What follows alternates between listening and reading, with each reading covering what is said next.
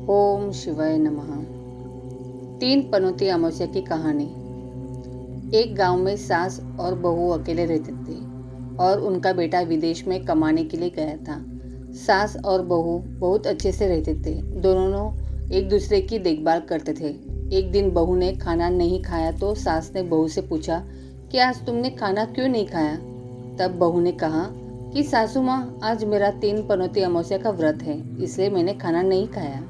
तब सासू ने कहा कि बहू, ये व्रत क्या होता है और यह व्रत करने से क्या फल मिलता है, मुझे भी समझाओ। तब बहू ने कहा कि सासू माँ, तीन पनौती अमावस्या का व्रत करने से बहुत पुण्य मिलता है। घर में अन्न धन बना रहता है, सुख शांति रहती है तथा अटल सुहाग मिलता है और पुत्र प्राप्ति होती है।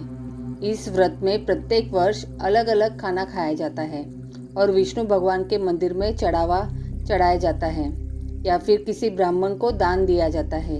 इस व्रत में पहले साल शक्कर, घी और चावल से बना खाना खाया जाता है। पहले साल व्रत पूर्ण होने के बाद 1.25 किलो चावल और 1 कटोरी घी तथा 1 कटोरी शक्कर का दान किसी ब्राह्मण को दिया जाता है। दूसरे साल जौ, घी और शक्कर से बना खाना खाया जाता है। जब दूसरे साल व्रत पूर्ण हो जाए तो 1.25 किलो जौ, 1 कटोरी घी तथा 1 कटोरी शक्कर किसी मंदिर में चढ़ाए या फिर किसी ब्राह्मण को दान देना होता है। तीसरे साल गुड़, तिल और घी से बने व्यंजन खाए जाते। जब तीसरे साल व्रत पूर्ण हो जाए तो आधा किलो तिल, गुड़ तथा 1 कटोरी घी किसी मंदिर में चढ़ाया जाता है, फिर किसी ब्राह्मण को दान दिया जाता है। इसे ही तीन पनौती अमावस्या व्रत कहा जाता है।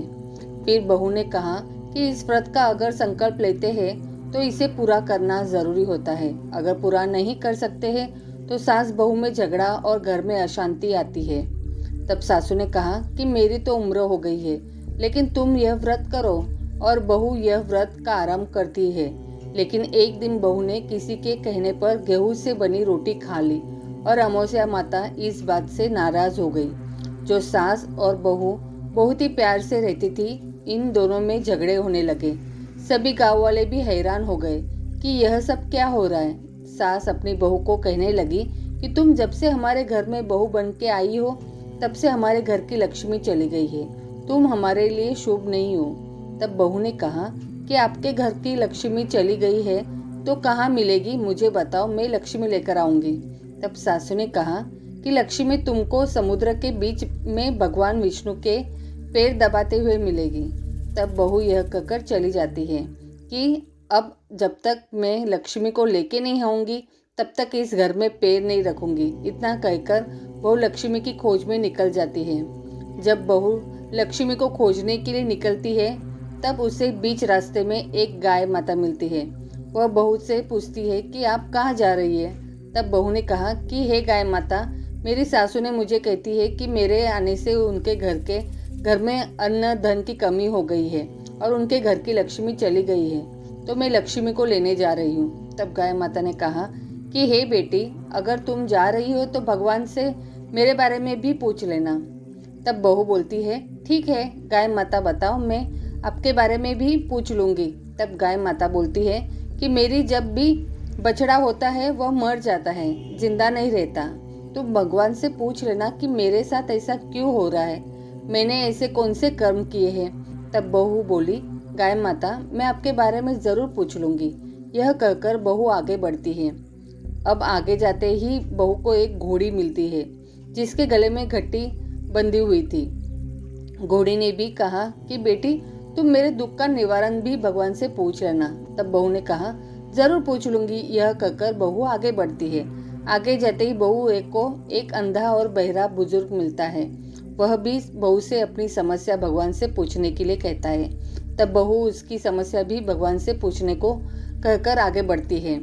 आगे जाते ही बहू को एक बूढ़ी औरत मिलती है जो हाथ और पैर से अपाहिज होती है। वह भी बहू से अपनी समस्या भगवान को पूछने के लिए कहती है। तब बहू उसके समस्या को भी पूछने के लिए तैयार हो जाती है और आगे बढ़ती है। आगे जाते ही बहू थक जाती है और एक आम के पेड़ के नीचे बैठ जाती है। तब आम का पेड़ खुश होकर बहू से पूछता है कि बेटी, तुम कहाँ से आई हो और कहाँ जा रही हो। तो तब बहू बताती है वह लक्ष्मी को लेने जा रही है। तब पेड़ भी अपनी समस्या भगवान को पूछने के लिए कहता है कि मेरे पेड़ पर लगे आम खट्टे ही क्यों होते हैं, इस बारे में भगवान को ज़रूर पूछना। तब बहू उसकी समस्या लेकर आगे बढ़ती है। आगे जाते ही बहू को एक तलाई मिलती है। वह भी बहू को तब बताती है कि तुम भगवान से पूछना कि मेरे तलाई का पानी इतना मैला क्यों है, कोई भी इसे नहीं पीता है। तब बहू कहती है जरूर पूछ लूंगी और कहकर आगे बढ़ती है। बहुत दिन जंगल में चलते चलते बहू थक जाती है। उसे भूख भी लगती है, लेकिन खाने को नहीं मिलने से वह थक जाती है और जंगल में बेहोश हो जाती है। उसी समय भगवान विष्णु और माता लक्ष्मी वहां विचरण करते हुए आते हैं। तब माता लक्ष्मी विष्णु से कहती है कि हे नाथ, यह आपकी बहुत बड़ी भक्त है, आप इसके दुखों का निवारण करो। तब भगवान विष्णु कहते हैं कि संसार में बहुत जीव दुखी है, सभी अपने कर्मों का फल भोग रहे, किस किस के दुख का निवारण मैं करूं। तब माता लक्ष्मी ने विष्णु से विनती की और कहा कि वह भूखी प्यासी है और इसे यहाँ अगर ऐसे ही छोड़ दिया तो जंगली जानवर उसे अपना शिकार बना लेंगे। माता लक्ष्मी की बात सुनकर भगवान विष्णु एक साधु का वेश धारण करते हैं और बहू के पास आते हैं और होश में लाते हैं। बहू के होश में आते ही साधु वेश में भगवान उससे पूछते हैं कि वह यहाँ क्यों आई है और कहाँ जा रही है। तब बहू पूरी बात बताती है। उसकी बात सुनकर भगवान विष्णु और माता लक्ष्मी प्रकट होते हैं। उनके साथ अमावस्या माता भी प्रकट होती है। बहू अनेक चरणों में गिरकर वंदन करती है। अमावस्या माता बहू को कहती है कि बेटी, तूने मेरे व्रत को खंडित किया है, इसी की सजा मिली है तुम्हें, लेकिन अब मैं तुम्हें माफ करती हूँ और तुम घर पर जाओ। तुम्हारा घर अन्न धन से संपन्न होगा, तुम्हारा घर सुंदर महल में बदल जाएगा और तुम्हारी भी सभी मनोकामना पूर्ण होगी। इस सब होने के पश्चात बहू रास्ते में जो भी मिला उन सभी के दुख का निवारण करने के लिए विनती करती है। तब भगवान विष्णु बोलते हैं कि गाय ने कभी अपना दूध किसी को नहीं पिलाया, उस वजह से उसके बछड़े जिंदा नहीं रहते हैं। तुम उसका दूध पी लेना, जिससे उसके बछड़े जिंदा रहने लगेंगे। घोड़ी पिछले जन्म में आटा पीसने वाली महिला थी। वह किसी को आटा पीस के नहीं देती थी, इसलिए उसके गले में चक्की के पाट बंधे हुए हैं। तुम उसके पाट खोल देना, वह बिल्कुल ठीक हो जाएगी। बुजुर्ग कभी भगवान के मंदिर नहीं गया और ना ही उसने कभी भगवान के भजन सुने। तुम उसको मंदिर ले जाना और दर्शन करवा देना, वो ठीक हो जाएगा। बुजुर्ग महिला जो थी उसने कभी भी अपनी जवानी में दान पुण्य नहीं किया, इसलिए उसे यह सजा मिली है। तुम उससे दान करवा देना तो उसकी विकलांगता दूर हो जाएगी।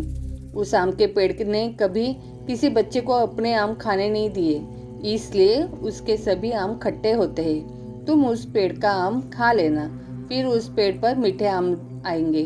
तलाई का पानी पिछले जन्म में देवरानी जेठानी थी, वह हमेशा झगड़ती रहती थी, इसलिए उसका पानी मैला है। तुम उसका पानी पी लेना, वह तलाई शुद्ध हो जाएगी।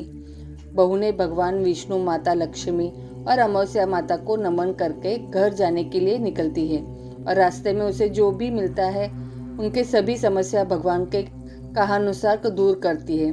सभी उसको आशीर्वाद देते हैं। घर जाते ही उसका घर एक सुंदर महल में परिवर्तित हो जाता है तथा घर में अन्न धन भरा मिलता है। अब बहू सासू से कहती है कि सासू माँ, आपने सच कहा था, मैं आपके लिए शुभ नहीं, मेरे जाने से ही आपके घर में लक्ष्मी आई है। अब यहाँ रहने से मैं मरने जा रही हूँ। तब सासू ने कहा कि हे बेटी, यह सब तुम्हारे पनौती अमावस्या व्रत का फल हमें मिला है। तुम यहाँ पर ही रहोगी, कहीं नहीं जाओगी। और सास बहू खुशी खुशी रहने लगे। एक दिन उसका बेटा भी विदेश से लौट आया और घर में यह सब देखा। तब उसकी माँ ने सब बात उसे बताई। इस तरह वह लोग खुशी खुशी रहने लगे।